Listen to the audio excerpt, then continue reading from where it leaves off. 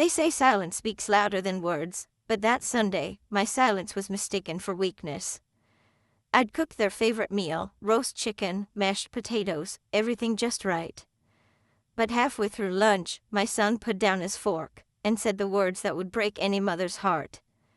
"We don't need you anymore, Mom." Everyone went quiet, except for the sound of my heart cracking inside my chest.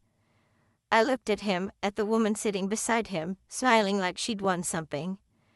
They thought I had nowhere else to go, that I'd sit quietly and fade away. But I had a secret, one that would turn their proud little smiles into silence.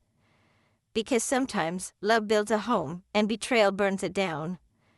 But before I continue, make sure you're subscribed to the Old Folks channel and let me know in the comments where you're watching from. We love to see how far our stories travel. The morning light drifted through the lace curtains, painting the dining room in soft gold. The smell of roasted chicken and herbs filled the air, the kind that used to make everyone gather before she even called them. She moved slowly around the table, adjusting plates, refilling glasses, making sure everything looked perfect, a habit she'd never unlearned.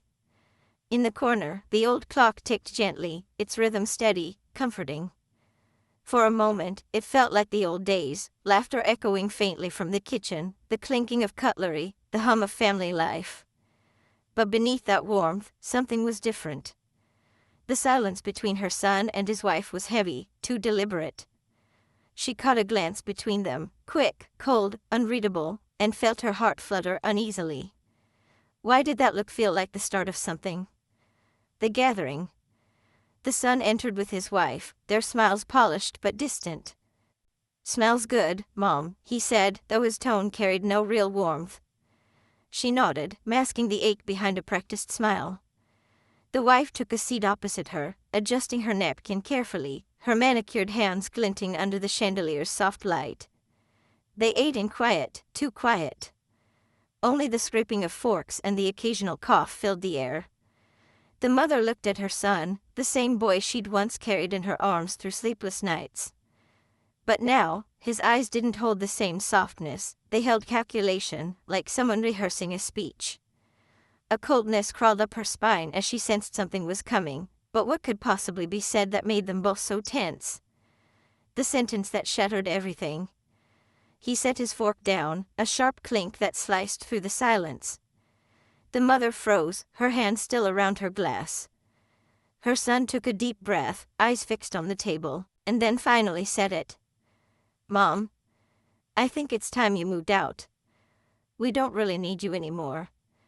The words hung in the air like smoke, heavy and choking. She blinked, thinking she'd misheard him. The daughter-in-law's lips curved ever so slightly, pretending to sip her drink, eyes avoiding hers. The mother's chest tightened, the sound of her heartbeat louder than the ticking clock behind her. Her voice trembled as she whispered, "You don't need me?" He didn't answer. He just looked down.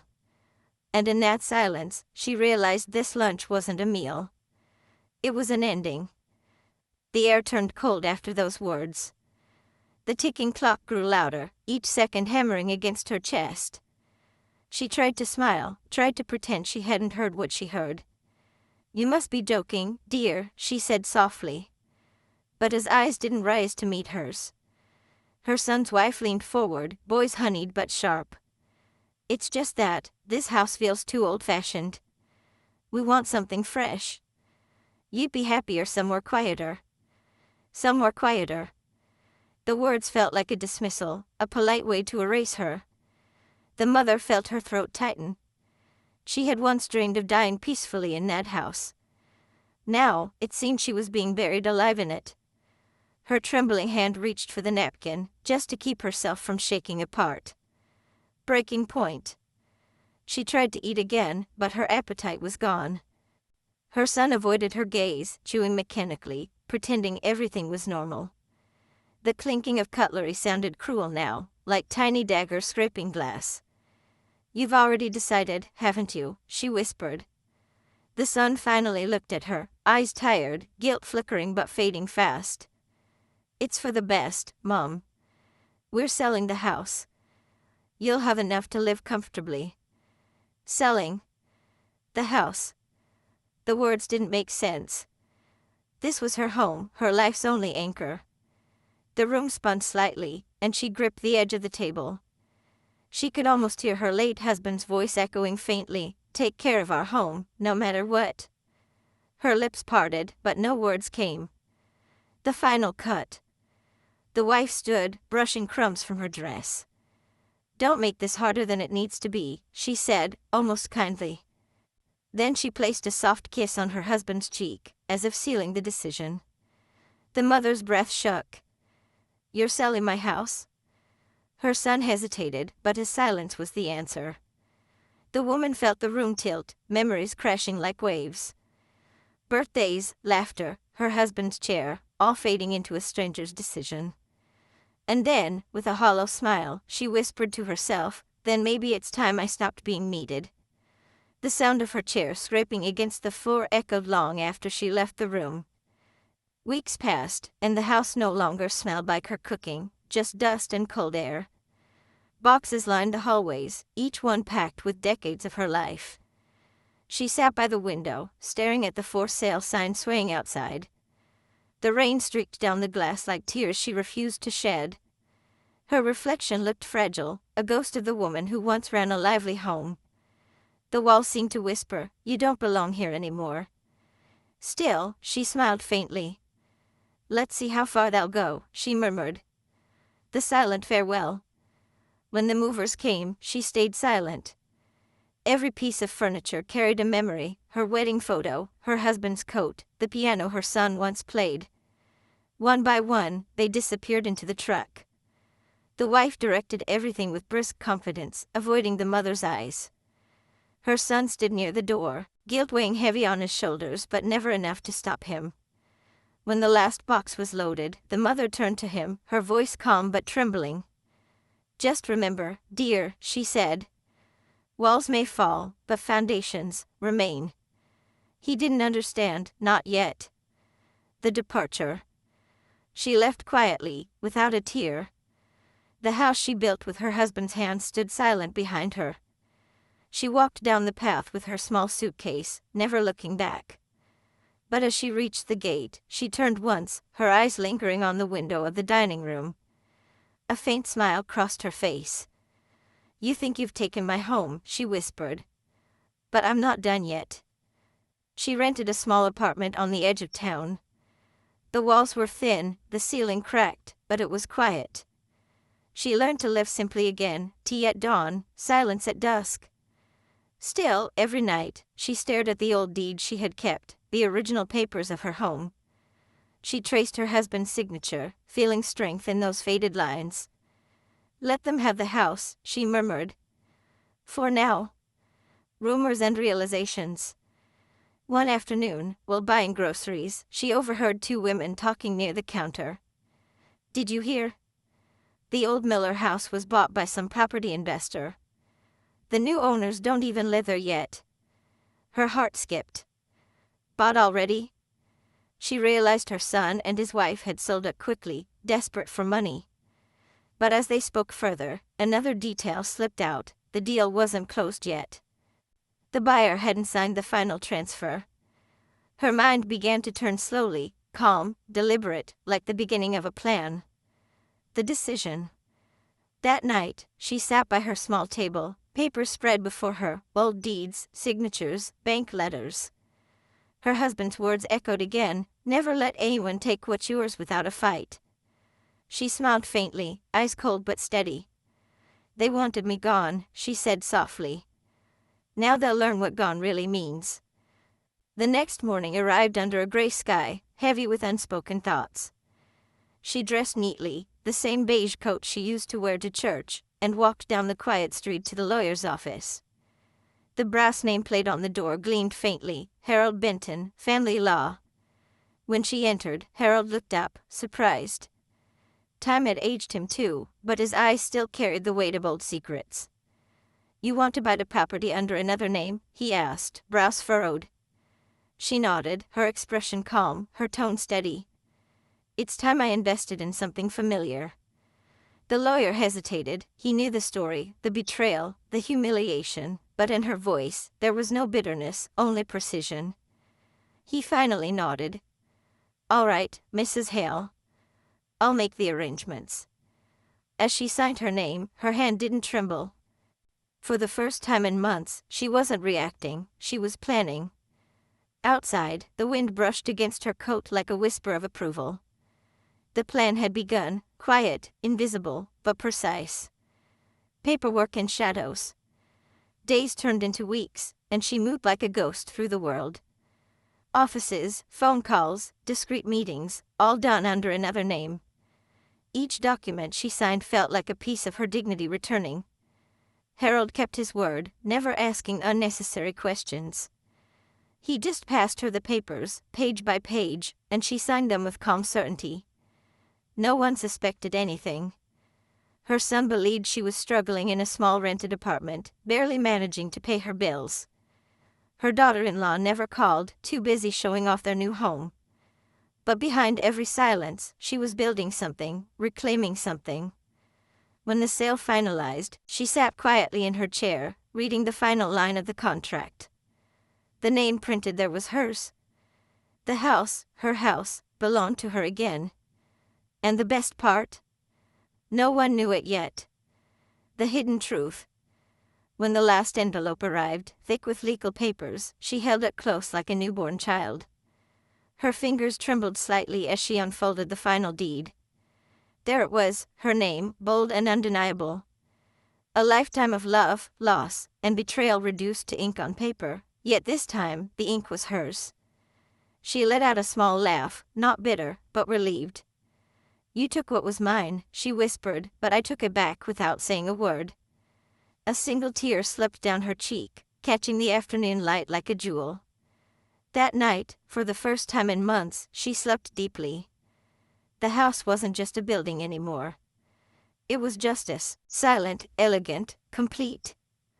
Months passed quietly, until one morning the phone rang. Her son's voice trembled on the other end, polite, nervous, almost forced. "Mom, we're having Sunday lunch again. We'd love for you to come." She paused just long enough for the silence to stretch between them. "Of course, dear," she said gently. "It's been a while." When she hung up, she stood by the window. Her reflection stared back, calm, unreadable, almost regal. The corner of her lips lifted in a faint smile. She knew exactly why they were calling. Their new home, the one they bragged about, was no longer theirs at all. And on Sunday, they would learn the truth. Returning home. When she arrived, the sky was clouded and still. The house stood tall, but something about it felt emptier, as though it sensed what was coming. Her daughter-in-law opened the door, surprise flickering across her face. "We didn't expect you to actually come," she said stiffly. "Oh, I wouldn't miss it," the mother replied, stepping inside. Her heels clicked softly against the wooden floors, her floors, every sound echoing like memory. The air smelled faintly of fresh paint, but beneath it lingered the scent of old polish she once used. Every corner remembered her. Every wall seemed to whisper her name. For a moment, she could almost hear her late husband's voice, "Welcome home." The conversation turns. They sat around the table, the silence heavy as the ticking of the old clock. The son fidgeted, clearing his throat. "Mom, we might need your help," he began hesitantly. "There's a problem with the property documents." She didn't blink. Her heart was still, steady, controlled. "Is that so?" she said, her tone polite but sharp. "Maybe I can help you understand them better." Her daughter-in-law looked uneasy, her eyes darting to the window as if searching for an escape. The air grew colder, tighter. Something unseen was shifting in the room, the quiet before a storm. Lunch ended, and silence filled the house. Only the clink of a teacup broke the tension. Then, without a word, she reached into her handbag and placed a thick envelope on the table. "I believe you're talking about these," she said quietly. Her son frowned, confused. The daughter-in-law leaned forward, suspicion sharpening her face. The envelope sat there between them, small but heavy, like a trap waiting to spring. Truth on paper. He opened the envelope. The sound of rustling paper seemed deafening. His eyes scanned the first page, then froze. His face went pale, lips parting but no words coming out. "What is this?" he whispered. Her gaze met his, calm as ever. "It's my house," she said softly. "Always has been. You just didn't check who you sold it to." The daughter-in-law's hand dropped from her teacup. The room seemed to shrink, the air thick with disbelief. For the first time, her silence was louder than any scream. The collapse. The wife stood abruptly, anger trembling in her voice. You can't do this." She smiled, gentle, serene, untouchable. "Oh, my dear. I already did." Her son's shoulders slumped, shame washing over him like a wave. He looked at his mother, really looked, and saw the strength he'd forgotten she had. In that still, shattering moment, power returned to its rightful place. The house, the dignity, the name, all hers again. A week later, they packed their things in silence. No arguments, no goodbyes. She stood at the window as their car disappeared down the road. The wind tugged at the curtains softly, like a sigh of relief. For years, that road had carried away her pride, now, it carried away her pain. The house stood still, empty but at peace. It was finally home again. The quiet restoration. She reopened the curtains, sunlight spilling across the wooden floors. Dust floated in the air like tiny ghosts of the past. She smiled faintly and began cleaning, not out of duty, but love. The furniture gleamed, the scent of lemon polish filling the rooms again. When she lit the fireplace, it crackled warmly, as though greeting her return. The ticking clock began again, no longer counting endings, but beginnings. Memory and mercy. She found an old photograph of her son as a boy, messy hair, bright eyes, holding her hand. She placed it gently on the mantel beside her husband's portrait. "Forgiveness takes time," she whispered. "But this house will always have room for it." The flames danced softly behind her. A tear fell, quiet and warm, not of pain anymore, but peace.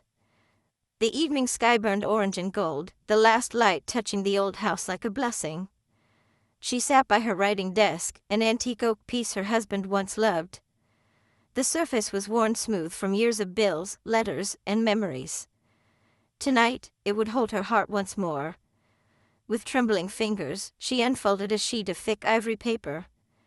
The pen hovered for a moment before she began to write, slowly, carefully, deliberately.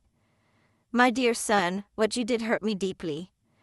But losing you would hurt even more." Her handwriting flowed like a quiet river. Every word she wrote peeled back another layer of pain, turning it into understanding. She paused once, staring at the framed photo nearby, her son at his wedding, smiling wide, unaware of how fragile love can be. When the letter was finished, she read it aloud, her voice soft but strong. Then she folded it neatly, slipped it into an envelope, and sealed it with a gentle press. It wasn't a message of revenge. It was a confession of love wrapped in dignity. The delivery. The next morning, fog hung low over the street, the world muffled in gray. She walked to the mailbox with slow, steady steps, the envelope clutched in her gloved hand. No hesitation. No turning back. As the letter slid into the slot, she felt something lift, not triumph, but peace. For weeks, she heard nothing. No calls, no apologies. The silence grew, but it didn't hurt her this time. Then, one morning, as sunlight broke through the curtains, she saw a small envelope resting on her doorstep. Her heart hesitated before her hand reached out. The handwriting was familiar, clumsy, rushed, emotional. Inside, a single note. "I'm sorry, Mom. We'll visit soon." She read it twice, her eyes softening. The corners of her mouth curved upward into a quiet smile. The wound hadn't healed completely, but the bleeding had stopped. The visit. Weeks turned into months, and then one afternoon, the doorbell rang. She opened the door to see her son, tired, humbled, holding a bouquet of fresh daisies.